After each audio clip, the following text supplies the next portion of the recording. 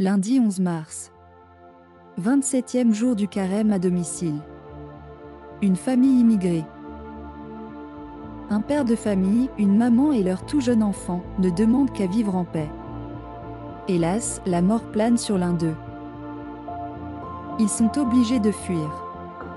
De nuit, le papa emmène sa famille loin du péril. Où vont-ils? En Égypte? D'où viennent-ils? De Nazareth. Le roi Hérode a donné l'ordre à son armée de tuer tous les nouveau-nés de moins de 2 ans. Il veut être sûr, ce roi féroce, que le nouveau roi soit bien exterminé.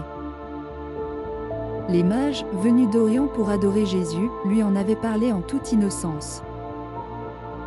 Comme le voyage est long, Joseph doit gagner de quoi nourrir les siens pendant ce long parcours. En Égypte, la famille vit comme toute famille immigrée, ils ne connaissent pas la langue, leurs coutumes et leurs vêtements ne sont pas ceux du pays. Joseph trouve des petits boulots. Ils ont rejoint la communauté juive, mais celle-ci a adopté bien des coutumes et des dévotions égyptiennes. Marie et Joseph vivent simplement une vie religieuse exemplaire dans cette colonie juive.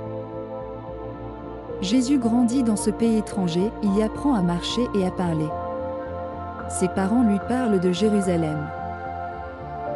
La famille a des nouvelles du pays par les caravaniers qui passent souvent. Ils apprennent la mort d'Hérode, mais quel sera son successeur? Prudents, Joseph et Marie attendent encore. En Égypte, Jésus est en sécurité. Une nuit, pendant un songe nocturne, l'ange ordonne à Joseph de rentrer en Israël. Nous ne connaissons pas l'année exacte de la mort de Jésus, on peut donc supposer que la Sainte Famille aurait vécu environ 4 à 5 ans en Égypte.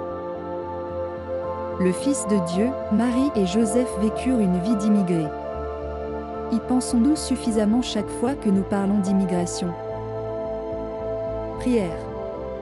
Seigneur, prends en pitié toutes ces familles qui, pour une raison ou pour une autre, sont obligées de fuir leur pays. Que je sache leur venir en aide si l'occasion s'en présente. Amen.